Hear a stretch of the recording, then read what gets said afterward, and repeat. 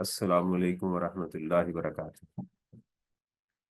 जी, sales tax में थोड़ा सा कॉन्फिडेंस गेन करते हैं कॉन्फिडेंस इंजीनियरिंग से। मार्च 2023 का क्वेश्चन है और हमने सेल्स टैक्स का क्वेश्चन करते हुए सबसे पहले हमें सप्लाईज को देखना होता है कि सप्लाईज हमारी डाइवर्सिफाइड हैं या नहीं है। डाइवर्सिफाइड मीन जीरो रेटेड और एग्जाम्प्ट गुड्स भी हैं या नहीं है। तो इस क्वेश्चन में डायरेक्ट ही नजर आ रहा है कि टैक्सेबल गुड्स हैं दोनों।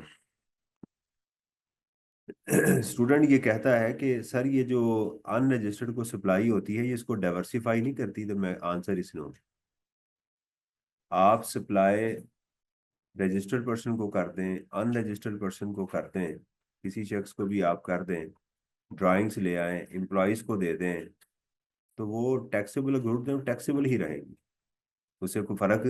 हाँ, एक्सपोर्ट कर देंगे तो फिर ये गुड्स डाइवर्सिफाई हो जाएंगे। तो इसकी टिपिकल रिक्वायरमेंट हमारे पास मौजूद है। वो है जी, इन लाइट फेंके सेल्स टैक्स के ऊपर और उनके रूल्स के ऊपर भी, और कंप्यूट करें amount of sales tax by CE and input tax to be carried forward if any. तो सेल्स टैक्स पेएबल जो है वो आता है आउटपुट माइनस इनपुट से, और जो कैरी फॉरवर्ड है ये सेक्शन 8B या फिक्स एसेट की वजह से आता है। ठीक है, रिफंड का नहीं लिखा हुआ,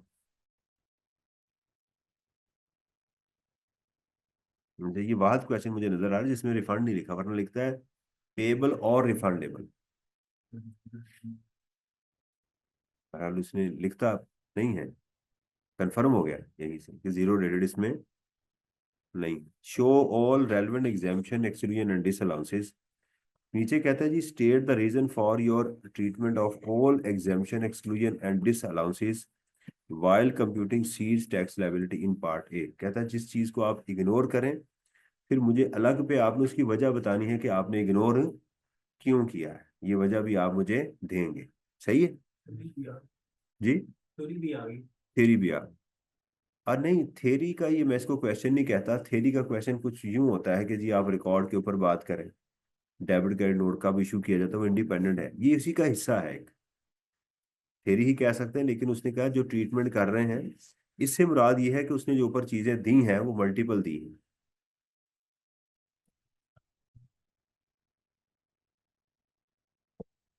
नहीं जी, सबसे पहले तो मैं इसको इसके कलर खत्म करूं।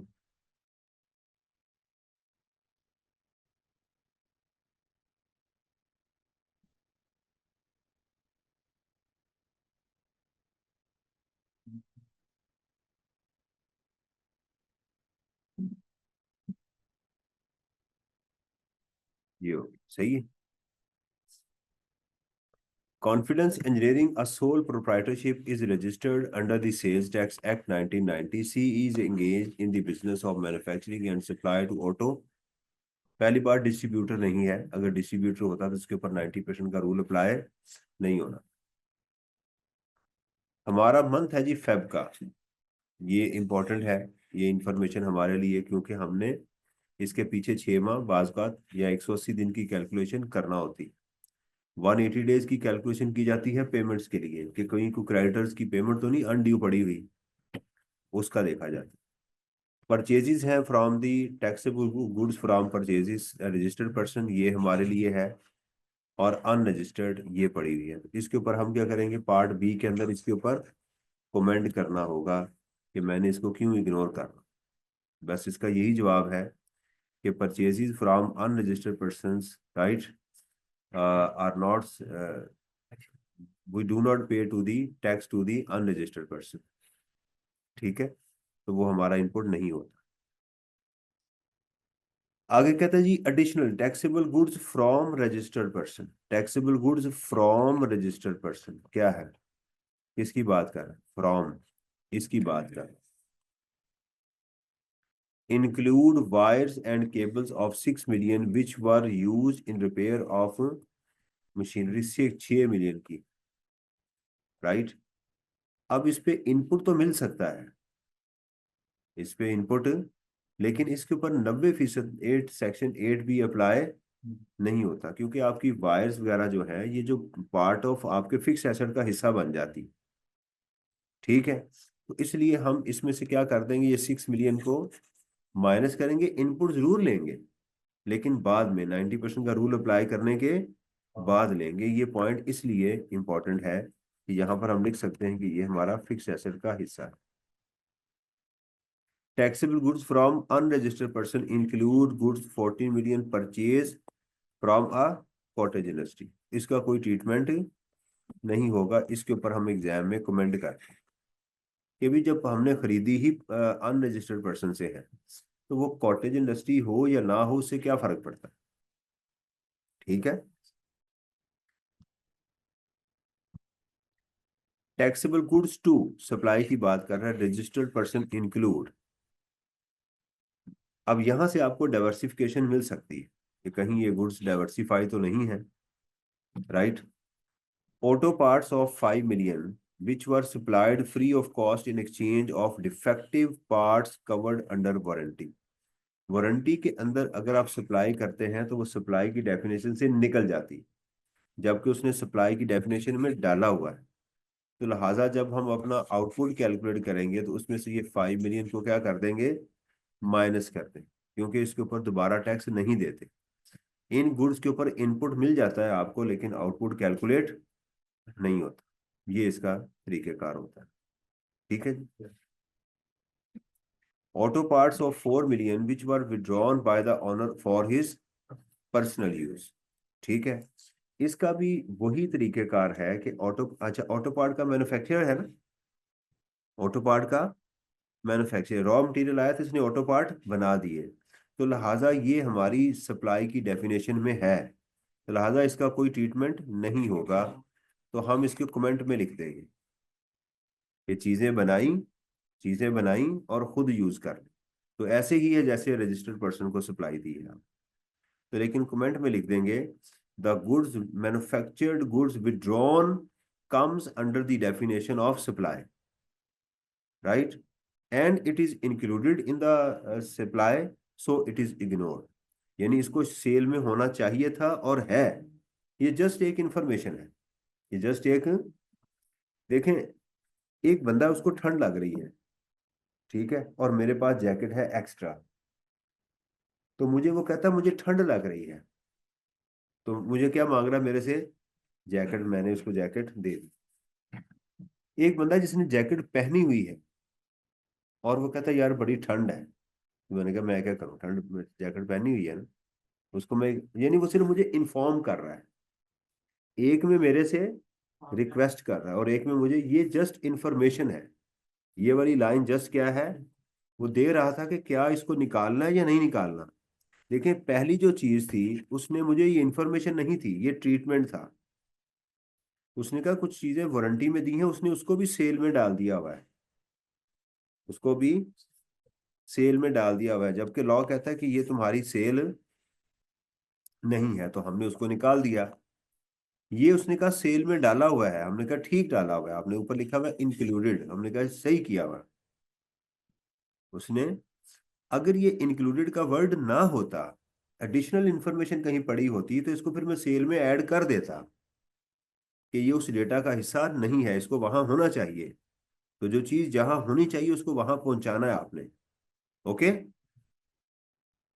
रॉ मटेरियल, ये देखें अभी जो लाइन आज हमने सुबह डिस्कस की थी पहले, कि raw material of 2 million which were given to factory engineer for his personal, ये भी ड्राइंग्स ही गिनी जाएंगी बिजनेस यूज के लिए, तो उसने किसी को दे दी है, पर्सनल यूज में आ गई ना, मैंने दे दिया उसे।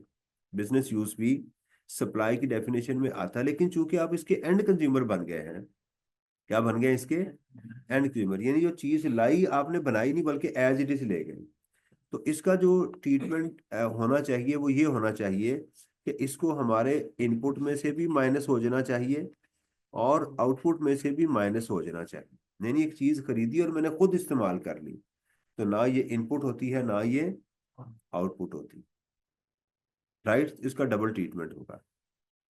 आगे, goods worth rupees 32 million which were sold to प्रे traders at a credit term of 2, 10 and 30। उन्होंने कहा 10 दिनों के अंदर अंदर अगर तुम दे दोगे तो 2% डिस्काउंट तुम्हें दे दूंगा। PT paid the amount with in 10 days and availed the discount. ठीक है, कितना डिस्काउंट लिया होगा उसने? 2% उसने डिस्काउंट ले लिया। अब सवाल ये है कि लॉ हमें क्या कहता है?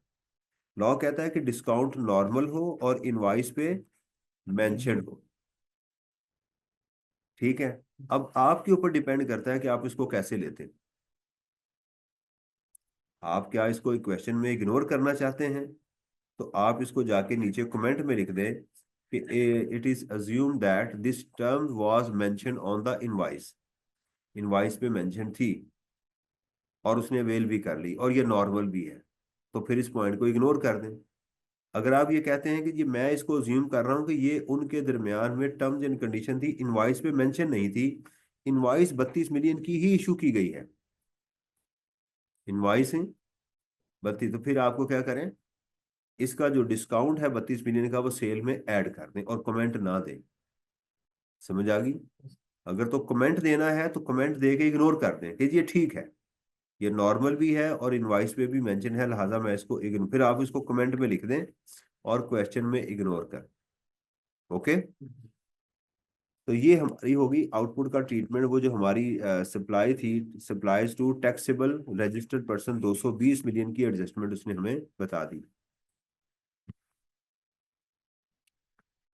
Taxable goods to unregistered person include goods, ये क्यों बताई जाती है? ये नॉर्मली फर्दर टैक्स के लिए बताई जा रही होती। Normally ₹16 million provided to a cottage industry. देखें, ये बात कल भी हमने डिस्कस की थी, आज फिर मैं बता रहा हूँ कि कॉटेज इंडस्ट्री को सप्लाई की जा रही है तो उसको आई कैप जो है इग्नोर कर रहा है, उस पर फर्दर टैक्स नहीं ले रहा। तो लिहाजा हमारी जो ऊपर टैक्सेबल गुड्स है टू अनरजिस्टर्ड पर्सन, इस पे हम 18% तो लेंगे, लेकिन जब 4% लेंगे तो फिर हम 40 में से 16 को माइनस कर देंगे। ठीक है, और नोट में लिख देंगे कि जनाब मैं अज्यूम कर रहा हूँ कि ये सप्लाई एज पर आई कैप सजेस्टेड सोल्यूशन, मैं इसको यहां से माइनस कर रहा हूँ। अच्छा, टैग raw material of 25 million were destroyed due to the fire incidents at the factory store, all such material were purchase from registered supplier. कहता है डिस्ट्रॉय हो गया है तो जो मटेरियल डिस्ट्रॉय हो जाए तो क्या करते हैं, उसको माइनस कर देते हैं। डिस्ट्रक्शन जो गुड्स डिस्ट्रॉय हो उसके ऊपर आपको इनपुट टैक्स नहीं मिलता, तो लिहाजा इसको हम क्या करेंगे, अपने इनपुट में से माइनस कर देंगे। अगर ये पिछले महीने का होता फिर भी हम माइनस कर देते। अगर था ये पिछले महीने का, गुड्स इस महीने डिस्ट्रॉय हुई हैं, तो फिर भी हम माइनस कर देते अगर हमने क्लेम किया होता तो। Raw material of 26 million were return to suppliers, ये क्या है, सेल रिटर्न है, परचेज रिटर्न है? परचेज टू सप्लायर, हमारे जो सप्लायर थे उनको हमने रिटर्न कर दिया।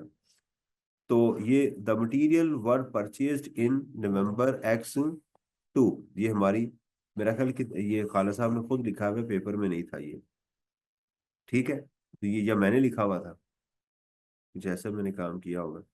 तो बहरहाल ये हमारी क्या है, परचेज, मैंने लिखा था, आपने लिखा हुआ, किताब में नहीं लिखा हुआ, बस डिलीट कर देता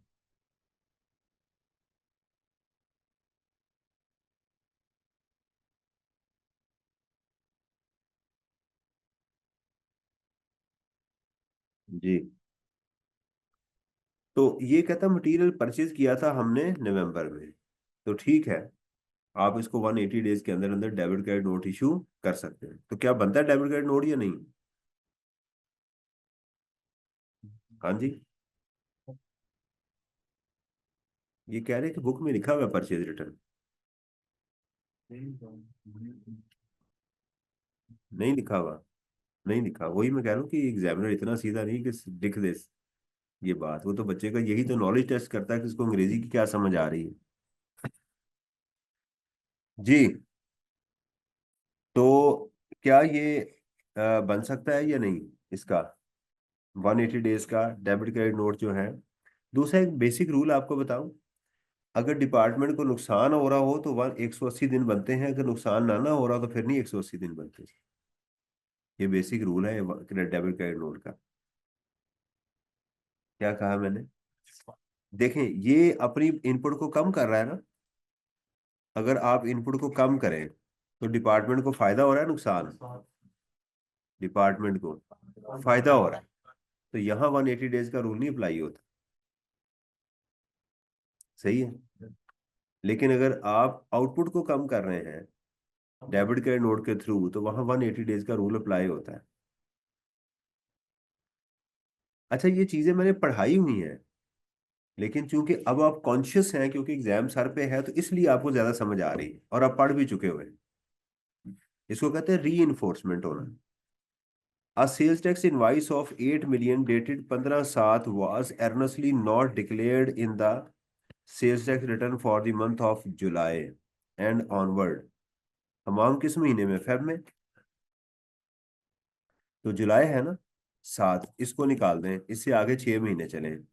8, 9, 10, 11, 12, 1, 1, 2, 3, 4, 5 और 6। हम किस महीने में है?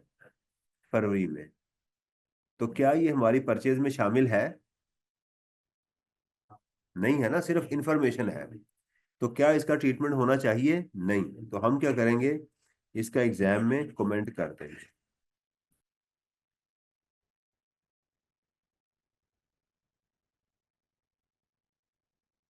कह रहे 0.6 में मेरे पास नई किताब में आगे लिखा हुआ है। चलेगा, लिखा हुआ है तो ठीक है। अगर लिखा है तो वेल एंड गुड। जी, सही है। इसकी समझ आ गई। तो इसका क्या लिख देंगे, कमेंट लिख देंगे, और कमेंट में हम ये लिखेंगे, the undeclared invoice can be claimed within a period of 6 months after the month in which the purchase was made. So this is a time barred invoice and we are not going to claim. देखें, अगर ये invoice होती आपकी सितंबर की, तो फिर क्या करते? फिर आप इस महीने के इनपुट में ऐड कर देते। इस महीने के इनपुट में ऐड कर, क्योंकि ऐड नहीं है। Taxable goods of 19 million were returned by the customers. The goods were sold in July X2। Cell return है कितनी? 90। जुलाई X2 हम किस में है? हम कौन से महीने में है? हाँ जी, फेब X3 के अंदर। तो अब इसके अंदर ये हमारी गुड्स जो है ना रिटर्न, इसके लिए कितना टाइम था? 180 डेज का। कितना टाइम था? 180 डेज के अंदर आपको इसका return by the customer, customer से रिटर्न हुई है। तो आपकी सेल्स रिटर्न है ना, ये क्या है आपकी? सेल्स रिटर्न्स है क्या?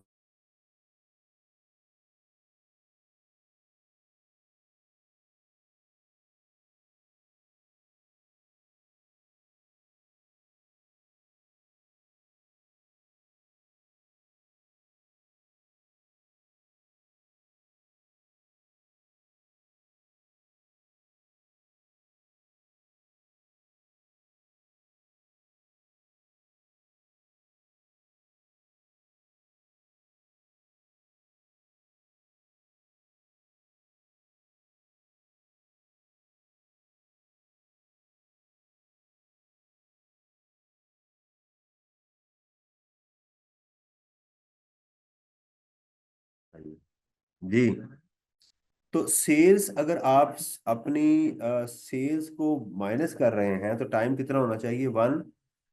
अब जुलाई का 180 डेज के अंदर आपको ये आपको क्रेडिट नोट इशू कर देना चाहिए था। अब चूंकि उसने मुझे डेट नहीं बताई, तो हम 1 जुलाई अज्यूम कर लेंगे। ठीक है। तो जुलाई के कितने में दिन हो गए? 31, अगस्त, सितंबर। तो ये बढ़ जाएंगे ना? बढ़ जाएंगे। तो लिहाजा इसको भी हम इग्नोर करके, इसको भी, हाँ जी, इसको भी कह देंगे माफ करो। होता है ना, जब कोई फकीर आपसे मांगता होगा तो यार अल्लाह ताला भला करे आपका, तो इसको भी क्या कहेंगे? अल्लाह ताला। तो वजह भी साथ बता देंगे कि a credit note can be issued within a period of 180 days.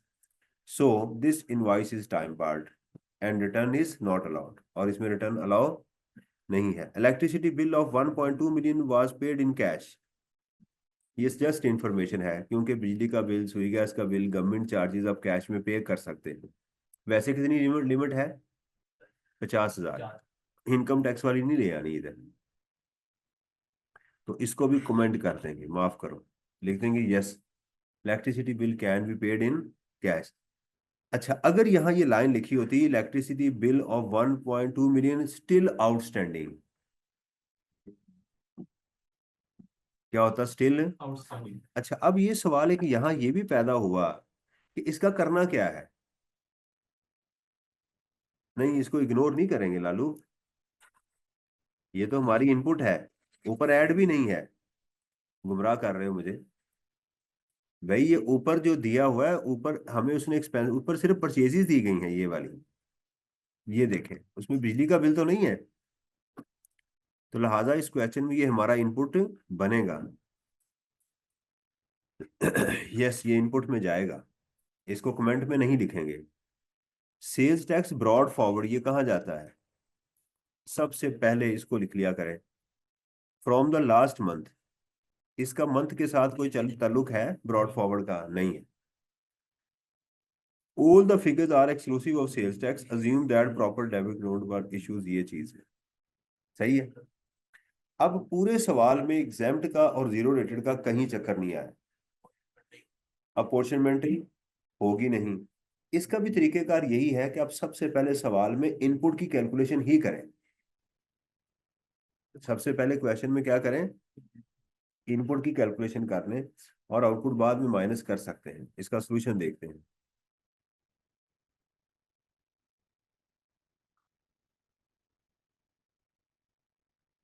35 था।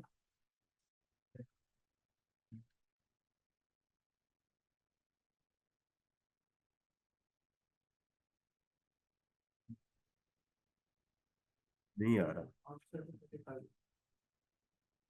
नहीं यार, आंसर तो नहीं होना चाहिए। नाम क्या था इसका? हम्म।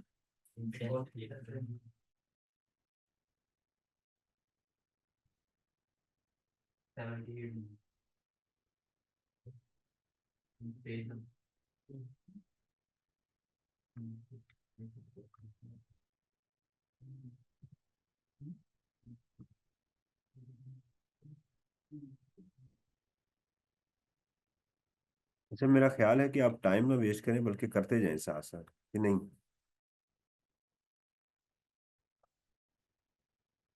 कि घर जाके करेंगे? कर लेंगे।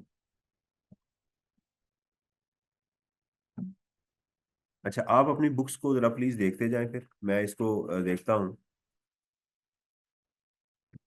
Confidence engineering computation of sales tax liability for the month of Feb X3। Taxable goods from registered person 338, देखें सारी अमाउंट नॉर्मल में है। ठीक है। अच्छा, यहाँ खालिद साहब ने इसको लिखा हुआ है, वायर वगैरह का माइनस नहीं किया हुआ, लेकिन मैं कहता हूँ आप माइनस करने के बाद प्रॉपर तरीके से बाद में करें। पहले रॉ मटेरियल का करें, फिर वायर का बाद में करें। लेकिन खालिद साहब ने इसको उसके अंदर ही चला दिया हुआ है। ठीक है। मैं बहरहाल, आप यहाँ से माइनस कर दें, उसका 18% सेल्स टैक्स आ गया। आप ऐसे भी पेपर में कर सकते हैं कि 338 इंटू, यानी ये कॉलम फिर आपको बनाने की जरूरत नहीं है, डायरेक्ट सेल्स टैक्स में, और ऊपर आप रुपीस लिखते हैं। Raw material given to an employ for his personal use, ये देखें हमने इसको इनपुट में से भी माइनस कर दिया, राइट, और आउटपुट में से भी जाके माइनस कर देंगे, क्योंकि हम इसके डायरेक्ट कंज्यूमर बन गए हैं और ये सप्लाई की डेफिनेशन से निकल गया है। सप्लाई की डेफिनेशन में ये है कि goods manufactured for personal use supply की डेफिनेशन में आ जाती हैं। मैं आपको दोबारा वो भी एक दफा बता देता हूँ।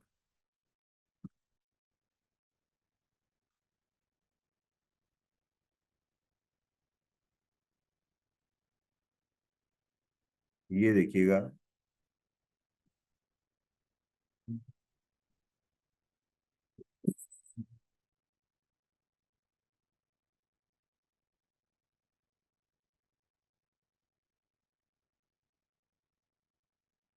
ये देखिएगा, supply, porting to private business और non business use of goods produced, ये था लफ्ज जो इसमें टेस्ट हुआ है। जो मैन्युफैक्चर्ड की गई हैं उनको आप प्राइवेट यूज में ले जाएं, तो एक उसने ड्राइंग्स का बता दिया, और दूसरा था बिजनेस यूज का जो एम्प्लॉय को दे दी उसने वाली। इसमें मैं दास्तां था ठीक। तो यो उसने इसमें दोनों ये पूरा पॉइंट टेस्ट हो गया। एक गुड्स उसने ट्रेडेड गुड्स जो थी अभी जो 2 मिलियन की हैं वो प्रोड्यूस नहीं थी, तो वो सप्लाई में नहीं आनी चाहिए थी, तो इसलिए हमने उसको इनपुट में से भी माइनस कर देंगे और आउटपुट में से भी माइनस कर देंगे। दूसरा जो ऑटो पार्ट्स का कहा कि जो उसने खुद यूज किए हैं, मालिक ने ले गया पर्सनल यूज के लिए, तो वो इस डेफिनेशन में आ गए और वो सेल में पड़े हुए थे। हमने कहा सप्लाई में पड़े हैं तो ठीक है, इसको पड़े रहना चाहिए। ओके। अच्छा जी, taxable goods from unregistered person ये हमने इसमें डाल दिया, इसका नीचे बाद में कमेंट कर देंगे।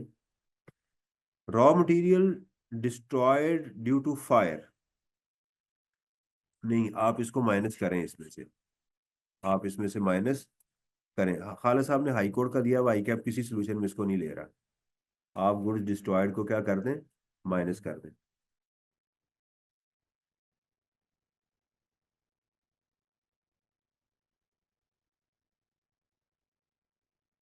ठीक है।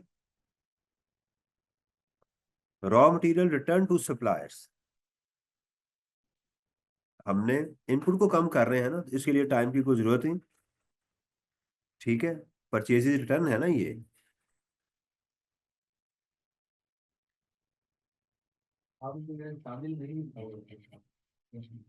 कौन सा, मैं एक मिनट देख लूं।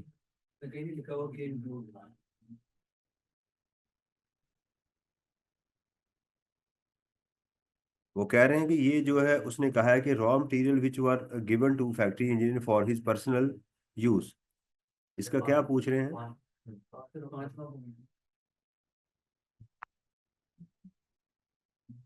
Fire incidents as factory storage all such material were purchase from register, ये लिखा तो है बेटा। इंक्लूड का वर्ड नहीं यूज किया, लेकिन उसने कहा है कि ये purchase material were purchase from registered person, ये लाइन बता रही है कि उसमें शामिल है। सही है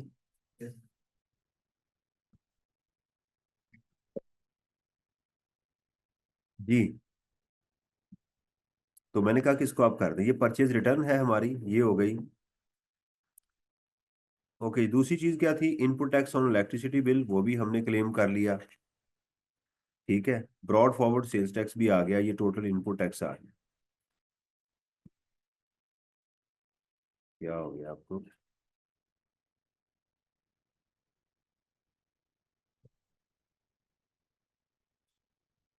क्लियर, यहाँ तक बात समझ आ गई सबको। कोई इशू। आप अपनी तरतीब ही रखें जैसे हम तरतीब से लेके चल रहे होते हैं। Output tax chargeable taxable goods to registered person,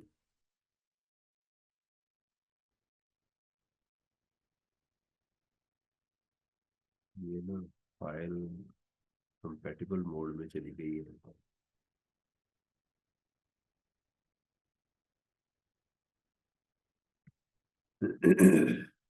मुझे पॉइंट नहीं लगाने दे।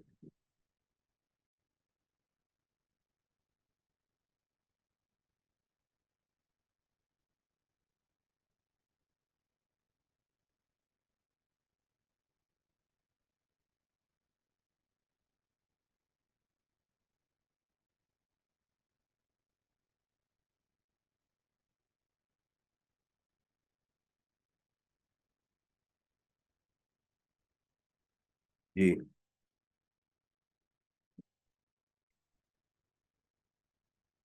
Taxable supplies to registered person बिल्कुल आ गया जी। सप्लाई अंडर वारंटी माइनस करेंगे। Raw material given to employees not, देखें लिखा हुआ ना, not supply.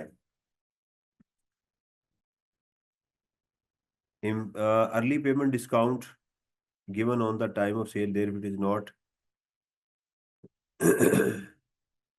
Early payment discount कहता है जी not consider as it is not given at, तो फिर माइनस क्यों नहीं किया, इसको ऐड क्यों नहीं किया?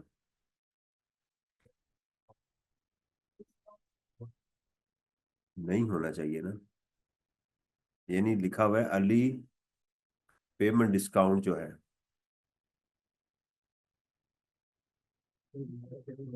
माइनस मेरा सवाल ये है कि माइनस क्यों नहीं हो रहा? डिस्काउंट नहीं दिया होगा, इनवॉइस इनवॉइस शो नहीं है तो डिस्काउंट मिला ही नहीं। बहुत फ्रेश हो जाएगी।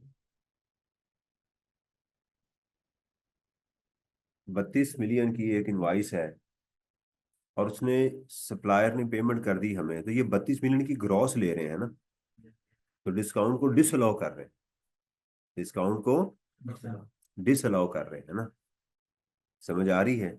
तो ये कहा जा रहा है यहाँ पर कि हम डिस्काउंट को क्या कर रहे हैं, डिसअलाउ कर रहे हैं, क्योंकि एट द टाइम मैं भी इसी बात पे था, आपने कहा कि सर ने उसको किया हुआ है, तो मैं इसलिए परेशान हो गया। ये यही बात बनती है कि अगर इनवाइस के ऊपर डिस्काउंट लिखा, खाली टर्म्स एंड कंडीशन लिख देनी वो काफी नहीं है, वो यानी प्रॉपर डिस्काउंट की साथ अमाउंट होनी चाहिए। हाँ, कैश डिस्काउंट अलाउ नहीं होता, यानी देखें, जो हमें कंफ्यूजन हो रही है ना, वो क्या हो रही है, जरा उसको हमें देखने की जरूरत है।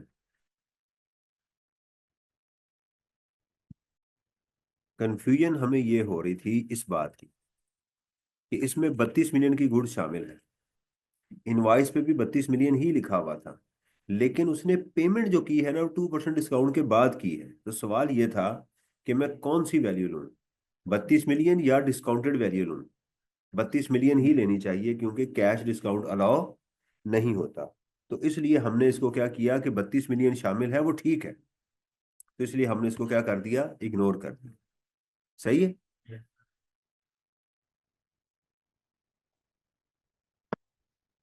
तो ये हमारा आउटपुट हो गया जी, ये वाली अमाउंट। मैंने कहा आप इसको बजाय इसके ऐसे कर सकते हैं, 22 मिलियन इंटू 18%, यहाँ आप वैल्यू लिखते हैं, सप्लाई अंडर वारंटी, इसको भी यहाँ 18% के साथ माइनस करके डायरेक्ट यहाँ पर आ सकते हैं। अनडिक्लेयर्ड इनवाइस ऑफ जुलाई, ठीक है, ये 6 माह का टाइम लैप्स कर गया, उसको भी हम नहीं कर रहे, यहाँ पर इग्नोर करेंगे, कमेंट में लिख देंगे। रिटर्न विद इन 180 डेज होना चाहिए, उसको भी इग्नोर कर रहे हैं। Taxable goods to unregistered person, वो हमारे पास आ गई, ठीक है जी। टैक्सेबल गुड्स टू अनरजिस्टर्ड है ना इसमें, हमारी टोटल आउटपुट ये आ गई। तो आउटपुट लेस इनपुट टैक्स और 90%, विच एवर इज लोअर, इनका डिफरेंस कहाँ चला जाएगा, कैरी फॉरवर्ड होगा। फर्दर टैक्स आ गया। अच्छा, आई कैप क्या कर रहा है इसमें से? वो 16 मिलियन को माइनस कर रहा है, आप ही कर रहे हैं, और नीचे लिख दे as per suggested solution of ICAP cottage industry को सप्लाई करते हैं, उसके ऊपर 4% नहीं लगता है,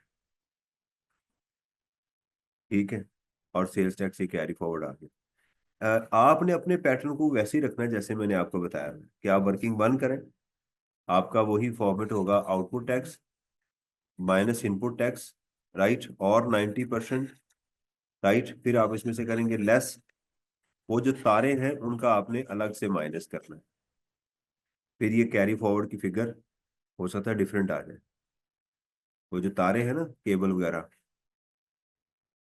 आपने अपने पैटर्न को कैसे रखना है, आउटपुट माइनस इनपुट और 90%, और इस इनपुट में से वो तारों वाला जो 6 मिलियन का था ना, वो माइनस कर दें, उसको बाद में आपने फिक्स एसेट के तौर पे लेके चलना है।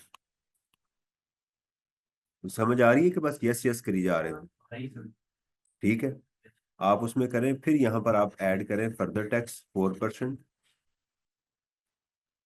और फिर इसमें से आप जो है वो नीचे जाके कैरी फॉरवर्ड अगर कोई अमाउंट आ रही है तो वो कर दें, क्योंकि जीरो रेटेड तो है नहीं। ये फिक्स एसेट की अमाउंट को लेके देंगे, हम्म। यहाँ से लेस करेंगे फिक्स एसेट की अमाउंट को कहाँ पे लेके देंगे। मैं बता देता हूँ। मैं इसकी कैलकुलेशन अपने तरीके से आपको करवा दूँ ताकि कंफ्यूजन ना क्रिएट हो।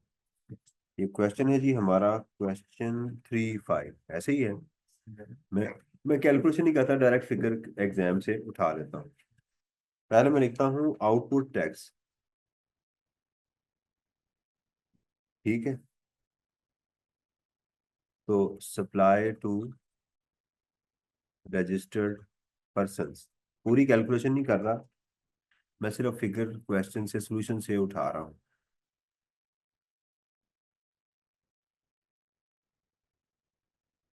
ये हमारा कितना था आउटपुट 40, ये था ना, ये हमारा आउटपुट है ना 4 5। यहाँ तो हमें कोई इश्यू नहीं है ना, यहाँ पर, यहाँ तो हमारा कोई इशू नहीं है, ऐसे ही है ना। तो 4 5 5 4 0, 4 5 5 4 0 इस क्लियर, ये समझ आ गई।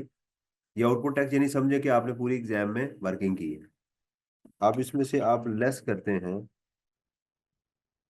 इनपुट टैक्स, और इनपुट टैक्स हमारा जो था इसके अंदर,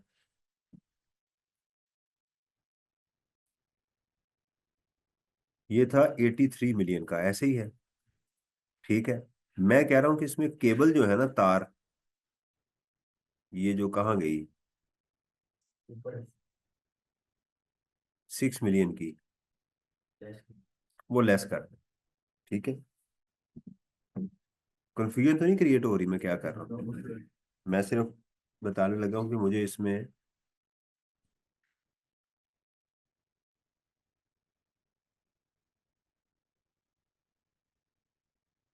स्टूडेंट मेरे से पढ़े उनको तो समझ आ रही होगी कि मैं क्या कर रहा हूँ।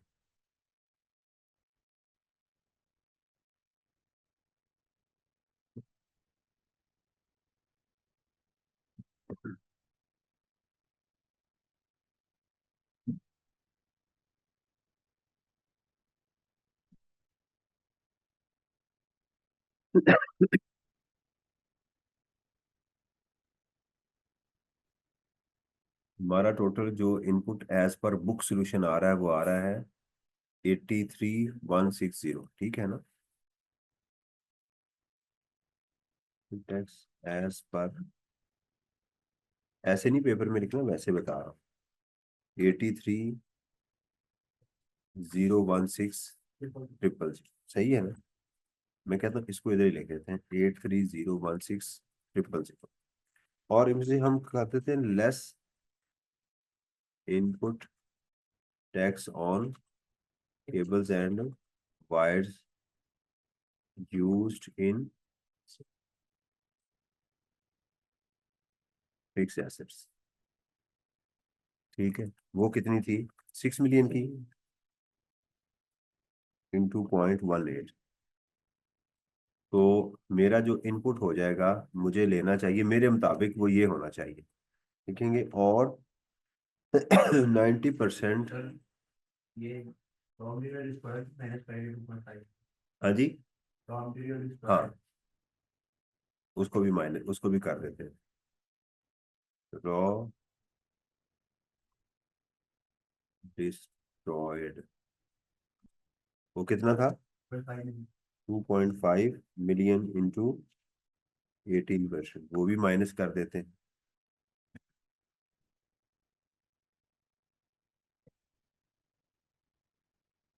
तो ये दो एडजस्टमेंट मेरे मुताबिक होनी चाहिए थी, उसको कर दिया हमने। और लिखेंगे, और 90% ऑफ आउटपुट टैक्स, क्योंकि एक्सेप्शन कोई नहीं है, तो हम लिखेंगे और into 0.9, which ever is lower. हाँ जी, उसको क्या हुआ, कौन सा, मैंने टोटल फिगर उठा लिया ना यहाँ पर, मैंने क्वेश्चन सॉल्व नहीं किया, टाइम सेव करने के लिए मुझे लग रहा है ज़्यादा टाइम लग जाएगा, मैं खुद ही कर देता, टाइम शायद कम लगता। कॉटेज इंडस्ट्री को हमने क्या की है, सेल की है, तो परचेज की है, परचेज की है। मैं वही करने लगा हूँ ना, इसलिए मैंने यहाँ से माइनस किया ना, ये फिक्स एसेट का जो है, ये बाद में लेके जाऊंगा। कॉटेज इंडस्ट्री की क्या बात कर रहे हैं बेटा, आप मुझे बता दो। इसका बताएं कहाँ कॉटेज इंडस्ट्री का क्या कह रहे हैं। क्या हम्म। इसका फर्दर टैक्स में ट्रीटमेंट होगा। फर्दर टैक्स में है। ठीक है। ठीक है, तो हमारा जो था वो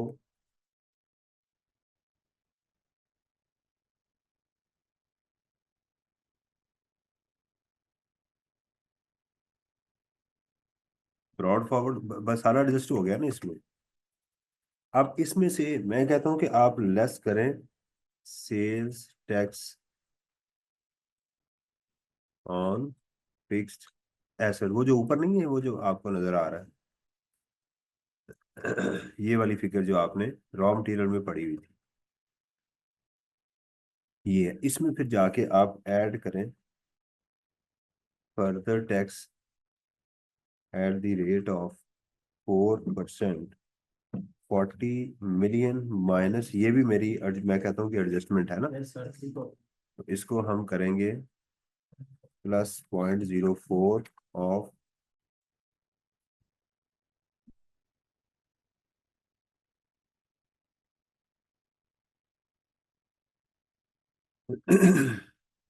इसको ऐड कर दें। ठीक है, तो पहली हमारी कैलकुलेशन ये आ गई, इसको मैं डबल लाइन से लिखूं। ठीक है, फिक्स एसेट को आपने माइनस किया तो इसके साथ भी डबल लाइन लगानी चाहिए।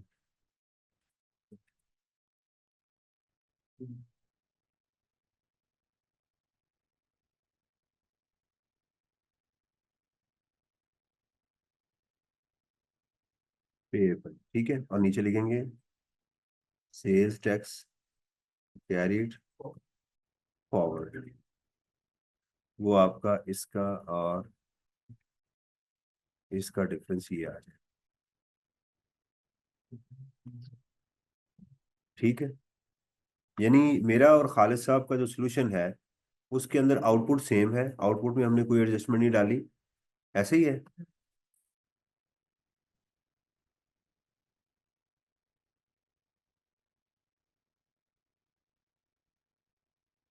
उसके अंदर हमने कोई, मैंने दो एडजस्टमेंट डाली हैं, एक तो वायर और केबल की, उसको मैंने कहा कि इसके ऊपर 90% का रूल अप्लाई नहीं होना चाहिए because it's a part of the fix asset.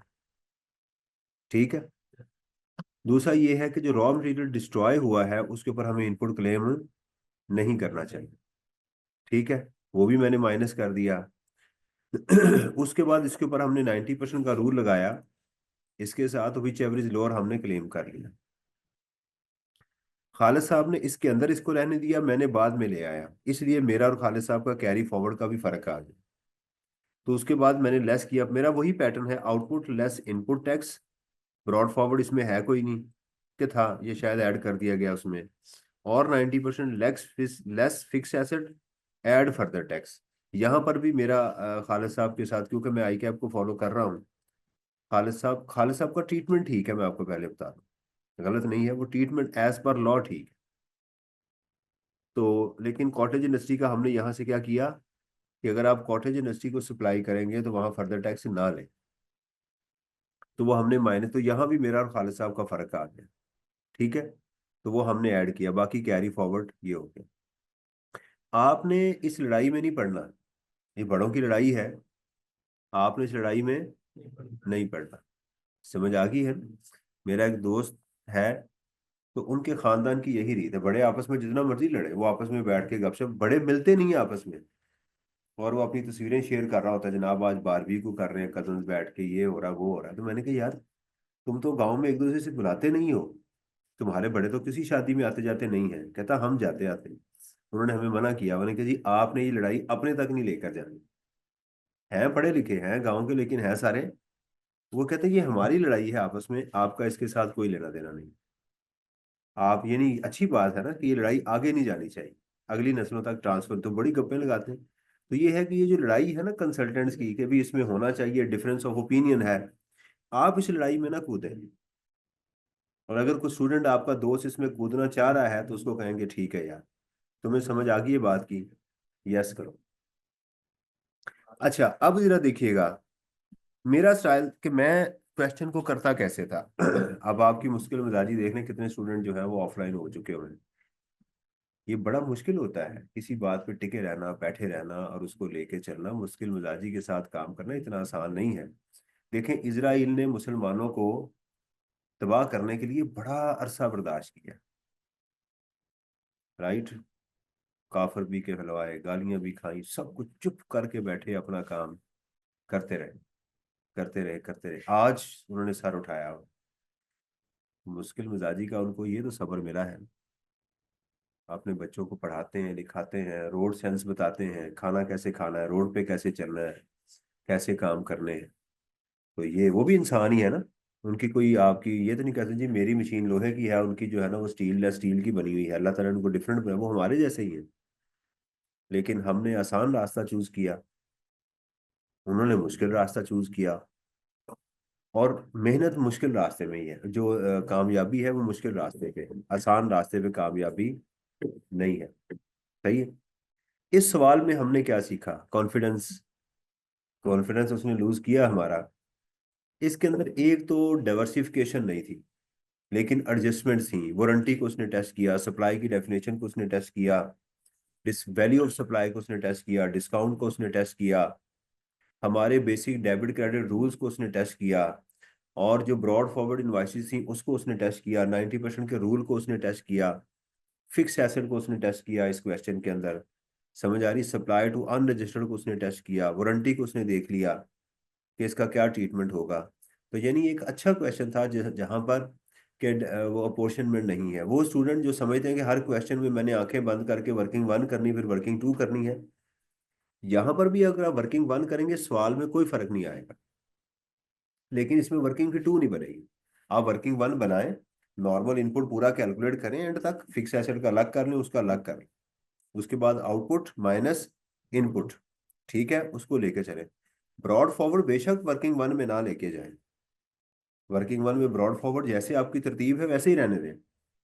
तो जब नीचे क्वेश्चन में जाएं तो उसके अंदर फिर लिखें ब्रॉड फॉरवर्ड प्लस, अब यहाँ रिजिजुअल नहीं लिखेंगे, यहाँ रिजिजुअल, यहाँ लिखेंगे input tax for the month, और वर्किंग का रेफरेंस दे देंगे जी मैं यहाँ वर्किंग से उठा के लेके आ रहा हूँ। उसके बाद फिर वही है, फिर आप लेस करेंगे फिक्स एसेट का, फिर ऐड करेंगे फर्दर टैक्स नीचे, फिर देखेंगे, सोचना जरूर है कि आप इसमें रिफंड है, नहीं इसमें तो रिफंड नहीं है, तो फिर क्या लिखेंगे, कैरी फॉरवर्ड, वो इसमें हो जाएगा। सेल्स टैक्स को कंक्लूड करें, बताएं इसके अलावा कोई और चीज हो जो आप डिस्कस करना चाहते हो, फिर इनकम टैक्स को शुरू करें इसके बाद। जी मेहरबान।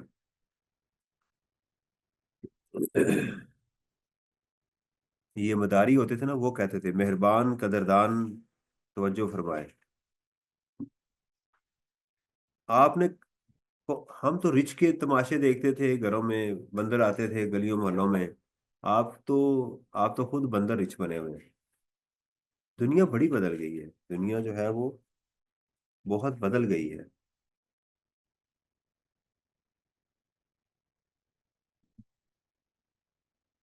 मेहरबान एसोसिएट्स के अंदर इसमें भी डाइवर्सिफिकेशन नजर आ रही है। पॉइंट कौन सा है? This one.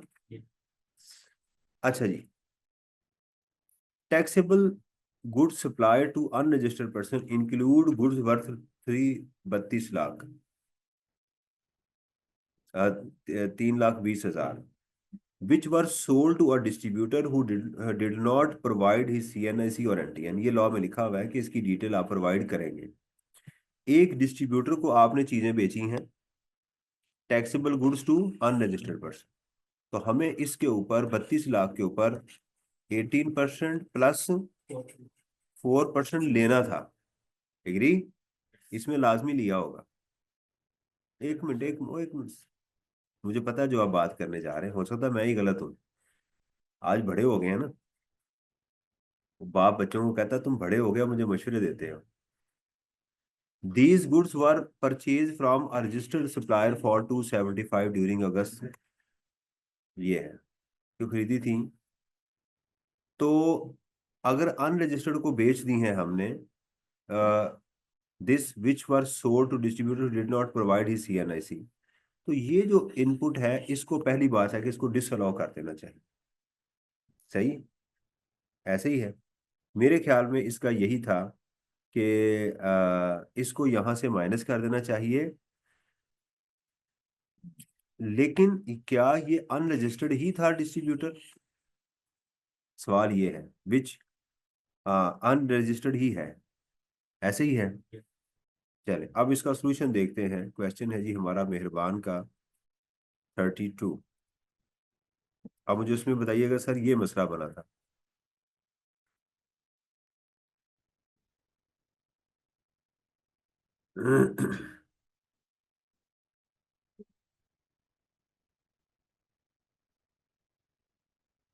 ये होगा मेरा ख्याल मेहरबान का जी। तो कहाँ पर है ये उसने जब इनपुट टैक्स लिया यहाँ पर, तो 275 को माइनस कर दिया इस वजह से क्योंकि उसका सीएनआईसी और एनटीएन उसने प्रोवाइड, तो उसका जो सेल की थी उसको हमने यहाँ पे एग्री है। चलो और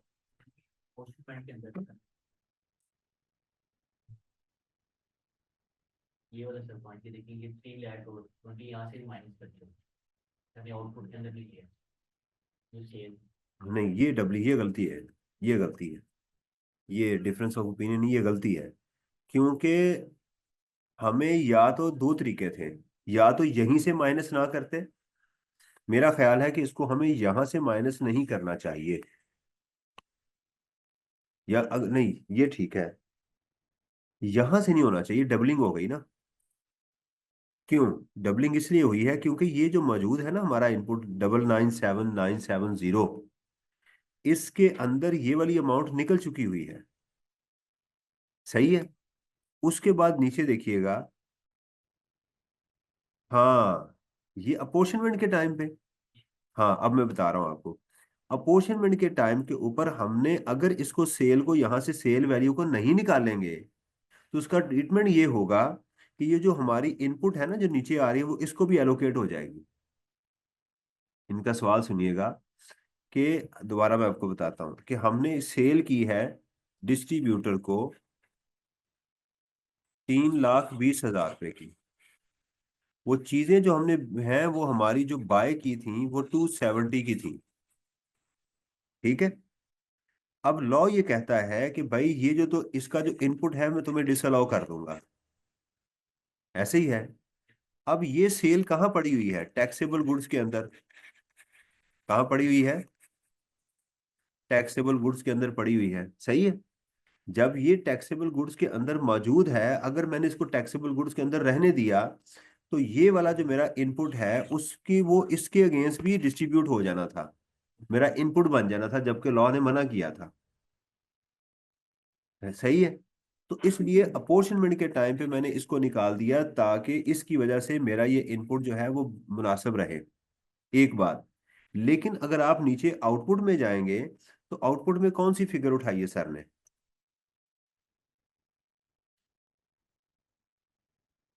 ये गलती है। ये फिगर गलत है, यहां पर इसको दोबारा 320 को ऐड होना चाहिए, क्योंकि मैंने इसकी अपोर्शनमेंट के टाइम पे तो इसके अगेंस्ट इनपुट मुझे नहीं मिल सकता। समझ आ रही है? इसके अगेंस्ट मुझे इनपुट तो नहीं मिल सकता, ये बात तो ठीक है। बल्कि इसको जो है वो जो 320 है ना उसको कैलकुलेट करते हुए यहां आना चाहिए। देखें ये एक वाहद नेचर का क्वेश्चन है, जो बड़ा ही औंतरा क्वेश्चन था ये मेहरबान एसोसिएट वाला। इसमें इस क्वेश्चन में इटसेल्फ बहुत सारी गलतियां मौजूद हैं, बनाते हुए मैन्युफैक्चरिंग में फॉल्ट है, इसके अंदर टेक्निकल फॉल्ट भी मौजूद है, लेकिन हमें कॉन्सेप्ट को सीखना चाहिए। दोबारा सुनिएगा, ये जो 3,20,000 रुपया हमने सेल की है, अगर हम इसको अपोर्शनमेंट करते हुए टैक्सेबल का हिस्सा रहने देंगे, तो इसकी रेशो बढ़ जाती और फिर ये हमारा इनपुट जो था वो इसको एलोकेट हो जाता। इसको हमें ट्रीट करना चाहिए था एग्जाम्प्ट गुड, ताकि इसके अगेंस्ट वाला इनपुट जाया हो। मैंने बताया इसमें टेक्निकल फॉल्ट है, तो इसको सिर्फ यहां से निकाल देना चाहिए था, क्योंकि इसका इनपुट हम ऊपर से ही माइनस कर चुके हुए हैं। लेकिन यहां ये वाली फिगर नहीं आनी चाहिए थी, ये गलत है। लॉ ने कहीं नहीं कहा कि आप 3,20,000 के ऊपर मुझे टैक्स नहीं देंगे। नहीं समझ आ रही? नहीं समझ आई?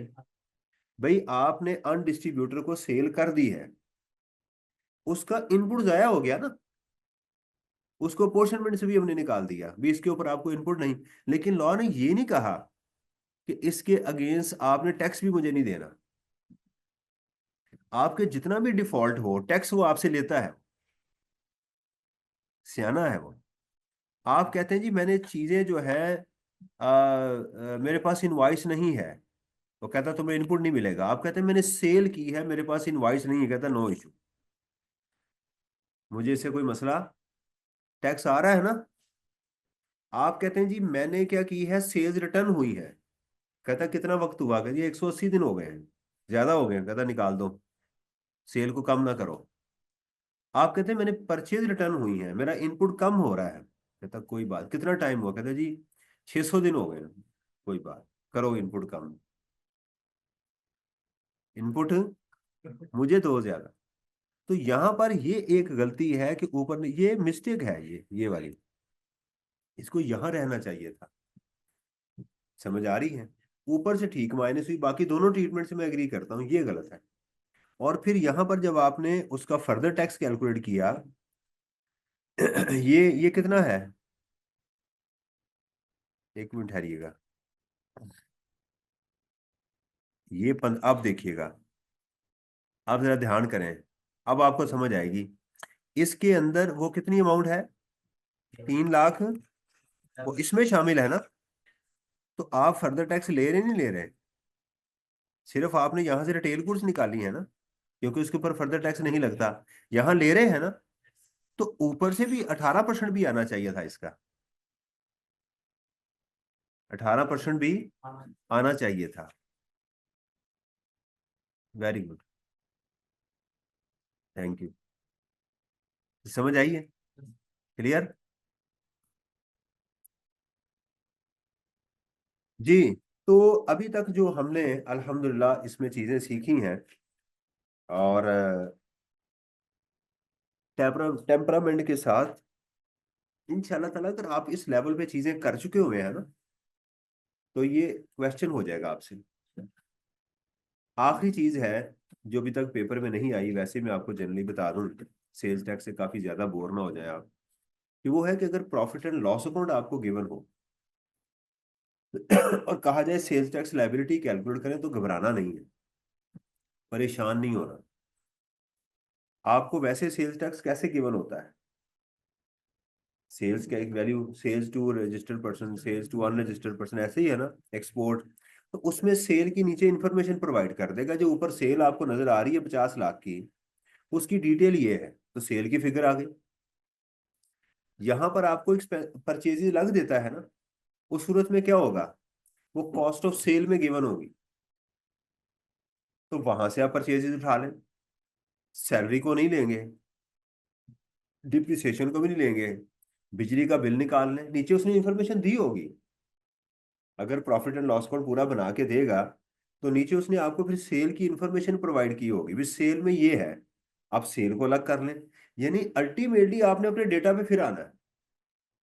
वो ये जो बच्चा था ना, जो मैं कहानी अक्सर सुनाता हूँ, कि वो जो भी ऐसे लिखता था, तो उसने ऊंट और जो है ना वो रेगिस्तान का उसने एक ऐसे याद किया हुआ था, है ना, सुनाया आपको। एक बच्चा था, तो उसने ना हमें, मुझे याद है कि मैट्रिक में पर्सनैलिटीज करवाते थे, तो एक जेनेरिक सी हमने पर्सनैलिटी याद की हुई थी, ऊपर डालते थे कायदे आजम, उसकी डेट ऑफ बर्थ, वो बाकी सब नीचे लगे, वो बहुत अच्छे आदमी थे, वो तो थे, ठीक है, पाकिस्तानी थे, वो थे, पाकिस्तान से बहुत प्यार करते थे। तो पहला पैरा और डालना, और नीचे वो जेनेरिक फॉर्म में सब लिख देना, ठीक है। तो उसने वो याद किया हुआ था, ऊंट और रेगिस्तान की कहानी। तो उसने उसकी उस्ताद, उसकी जो थी टीचर, उन्होंने जाके प्रिंसिपल को बताया कि जी हमारे पास बच्चा है, उसको जो भी ऐसे दें, वो उसमें रेगिस्तान और ऊंट जो है ना वो डाल देता है, और उसके ऊपर लिख मारता है वो। उसने कहा मेरे पास लाओ, उसको लाया गया, तो उसने बच्चे को कहा लिखो माई गार्डन। उन्हें कहा यहाँ इस गार्डन कितना को होगा, इतना को होगा, तो कहाँ से ऊंट डालेगा और कहाँ से रेगिस्तान इसमें लेकर आएगा। तो उस बच्चे ने लिखना शुरू कर दिया। उसने कहा there is a beautiful garden outside my house, I love my garden very much, right, we went for a visit to फ्ला एरिया, हम वहां पर गए, and I forgot to give the water to the plants, right, और वो सारे खुश्क हो गए, और जो मट्टी थी वो रेत की तरह नजर आनी शुरू हो गई। जब मैं वापस आया, रेत जो है वो रेगिस्तान में होती है, और रेगिस्तान जो है ये होता। फिर उसने बहुत मारा अपनी तो उसकी उस्ताद ने कहा कि इसको तुम चांद पे भी कह दोगी ना, ये वहां भी ऊंट पहुंचा देगा। समझ आ रही? टैलेंट था। तो बात ये है कि हमें ये करना है इसके अंदर कि हमें जो चीज है उसमें से आउटपुट और इनपुट की इंफॉर्मेशन गेन करनी है और अपने टेम्पलेट में लेकर आनी है। इंफॉर्मेशन आपको जो गिवन होगी वो डिफरेंट तरीके से हो सकती है, लेकिन हमने उसको ट्रांसफॉर्म करना होता है, अपने आउटपुट माइनस इनपुट वाली गेम के अंदर लेकर आना होता है। आप अपने पैटर्न को फॉलो करते जाएंगे तो इंशाल्लाह ताला आप बड़ा भी बुरा करेंगे तो 50% से कम नंबर नहीं देता वो, अगर आप चीज़ों को सही पिक कर लें। इंक्लूड क्या है, काफ़ी अच्छी अल्हम्दुलिल्लाह इसकी प्रैक्टिस हमारी हो चुकी हुई है। इसके रिकॉर्ड को देखें, सेल्स टैक्स के कौन से रिकॉर्ड मेंटेन होते हैं, इसकी असेसमेंट रिटर्न कब तक रिवाइज की जा सकती है, वो क्या क्या चीज़ें होती हैं, रिकॉर्ड के ऊपर काफ़ी ज़्यादा पूछता है। इनवॉइस की क्या इंफॉर्मेशन होती है, उस पर क्या लिखना चाहिए, सेल्स टैक्स किन सूरतों में वो हो जाता है आपका डिसअलाउ होता है, वो आपको पता होना चाहिए। 90% का रूल क्या है, अपोर्शनमेंट के रूल्स क्या हैं जी। तो एक ना पब्लिक क्वेश्चन है तो दिखा दे। सेल्स टैक्स का टीएनएल का। मैं दिखा देता हूँ।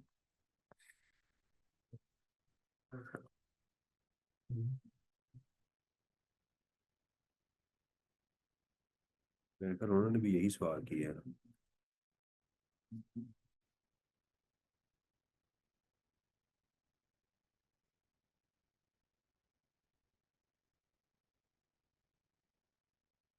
थोड़ा सा ना मुझे ढूंढना पड़ेगा, मैं ढूंढ देता हूँ आपको। हाँ ना खासा है तो फिर भी होता है।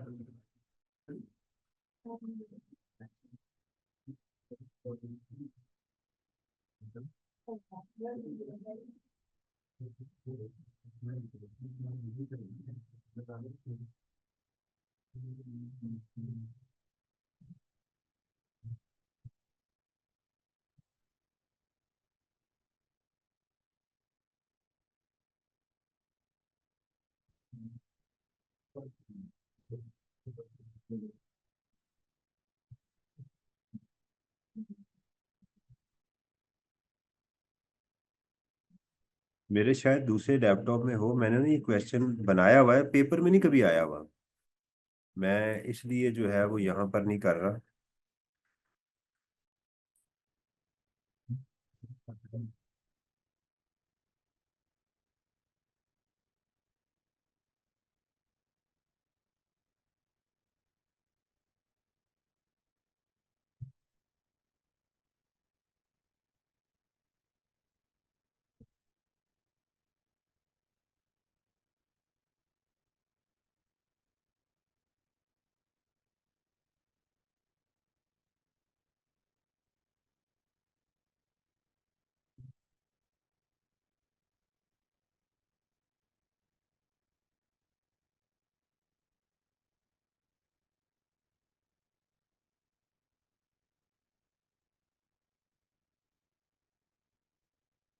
यहाँ मेरे इस लैपटॉप में नहीं है।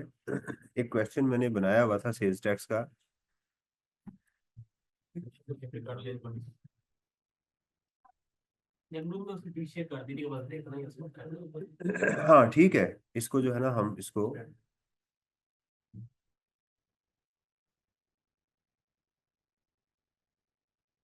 मैं आपको,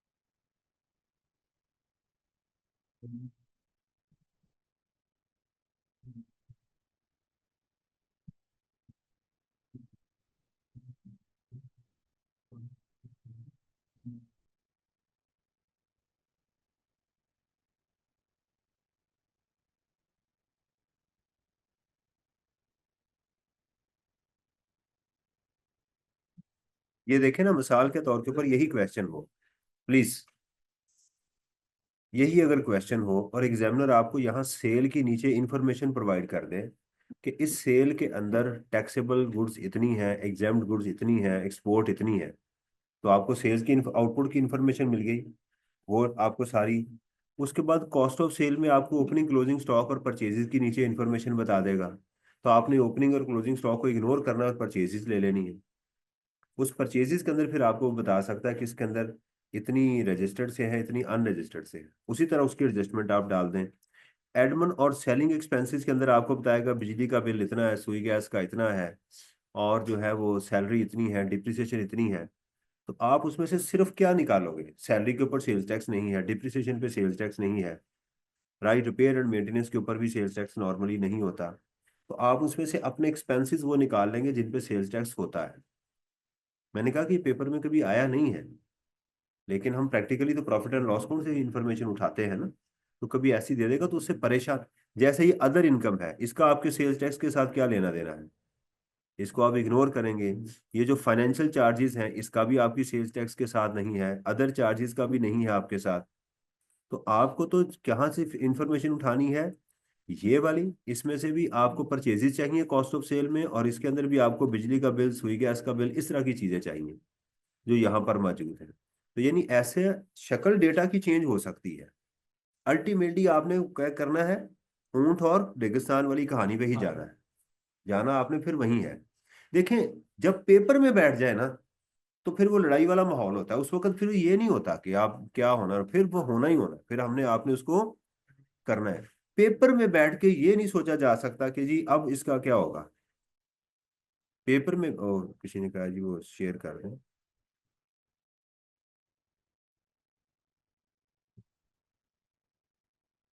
ये मैं आपको दिखा रहा था कि जैसे सेल्स टैक्स का सेल है, यहाँ पर सेल की इंफॉर्मेशन गिवन होगी, और इसमें से परचेज मिल जाएगी, और इसमें से बिजली का बिल वगैरह ये चीज़ें हमें मिल जाएंगी। तो ये हमारे लिए रेलेवेंट है। बाकी चीज़ें आपको पता है कि यार ये फाइनेंशियल चार्जेस के साथ मेरा कोई लेना देना नहीं है, मेरा सैलरी के साथ कोई लेना देना नहीं है। उसमें से आपने चीज़ें, ओपनिंग स्टॉक को आपने क्या करना है? कुछ भी नहीं। क्लोजिंग स्टॉक को कुछ नहीं करना, अनलेस के कारोबार बंद हो रहा हो तो फिर क्लोजिंग स्टॉक लेंगे, नया है तो ओपनिंग स्टॉक लेंगे। फाइनल में एक क्वेश्चन आया हुआ है, ये एक रिटेलर है उसका क्वेश्चन आया हुआ, उसको नोटिस आ गया भी आप रजिस्टर्ड हो, तो रजिस्टर्ड हुआ।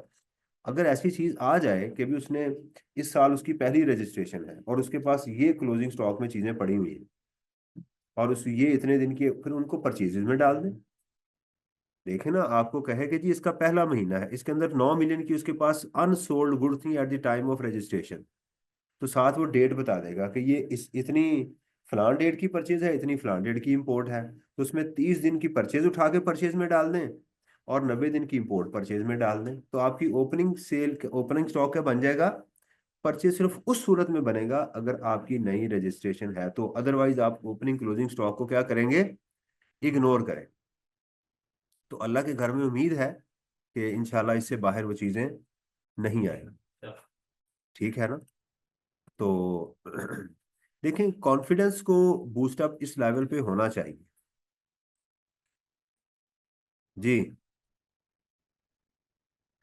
कॉस्ट ऑफ सेल में परचेज कैसे पता चलेगा? वो नीचे बेटा बताएगा, नीचे अगर कॉस्ट ऑफ सेल देगा तो उसके नीचे बताएगा। मैंने कहा कि इस ये कभी पेपर में नहीं आया, आप इससे डिस्ट्रैक्ट ना हो। सही है।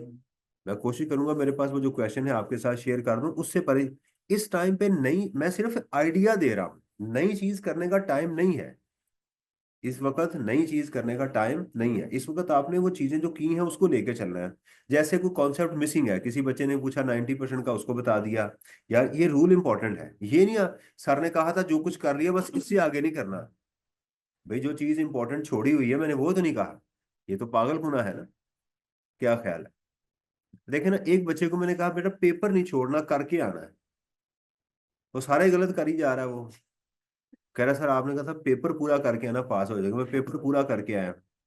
एक बच्चे को मैं कहता हूँ देखो, क्वेश्चन पूरा करना है, एंड तक रिजल्ट तक लाजमी पहुंचना है, जो मर्जी हो जाए पेपर के अंदर। तो कहता सर मैं 2 सवाल छोड़ रहा हूँ। मैं वो क्यों? सर आपने कहा था क्वेश्चन के एंड तक लाजमी पहुंचना है। अब ये दोनों एक्सट्रीम है ना, ये आउटलायर्स है। इसमें मॉडरेशन के अंदर रहना है। पेपर पूरा करना है कि भाई जितने, अगर तो आपको पेपर 25% आता ही नहीं है तो फिर तो आपको लाजमी दोबारा जाना चाहिए, क्योंकि आपकी तैयारी ठीक नहीं है ना। अगर आप कह रहे हैं मुझे 25% पेपर आता ही नहीं था, मुझे पता ही नहीं था कि ये क्या चीजें पूछ रहा है, तो इसका मतलब ये है कि you are okay, you are very fine, आप सेहतमंद आदमी हैं, आपने अपनी सेहत का काफी ख्याल रखा हुआ है। तो आपको दोबारा आना चाहिए। लेकिन अगर कुछ चीजें ऐसी हैं, बाकी नॉर्मली बेटा ऐसा पेपर नहीं होता कि बच्चा आम ना अटेम्प्ट कर सके। ये पहली बात मैं बता दूं, पेपर हमेशा ऐसे बनाया जाता है, कोई इक्का दुक्का क्वेश्चन बनाते हैं हम लोग जिसके अंदर सख्ती होती है, बाकी नॉर्मल होते हैं और इसमें बेसिक क्वेश्चन को पूछा जाता है। और पेपर के अंदर ऐसी चीजें आ जानी कि भाई ये क्रेडिट है, ये नेट क्रेडिट है, डिस्काउंटेड है, ये वो आ रहा है, जो चीज क्लिक कर रही है उसको करना है, उसको क्लिक करके आपने करते जाना, दैट्स इट। समझ आ रही? ब्लंडर नहीं मारना, आउटपुट आउटपुट में, इनपुट इनपुट में होना चाहिए, ये चीज है मेरी। ठीक है जी। तो इनकम टैक्स अभी टाइम है, इनकम टैक्स को मेरा ख्याल है शुरू कर लें, ताकि जितना टाइम निकलता है उसको निकालते हैं। चैप्टर 1 को मैं आपको रिवाइज करवा देता हूँ आधे घंटे में, ठीक है? थोड़ी सी ब्रेक कर लें, फिर मैं रिवाइज करवा दूँ।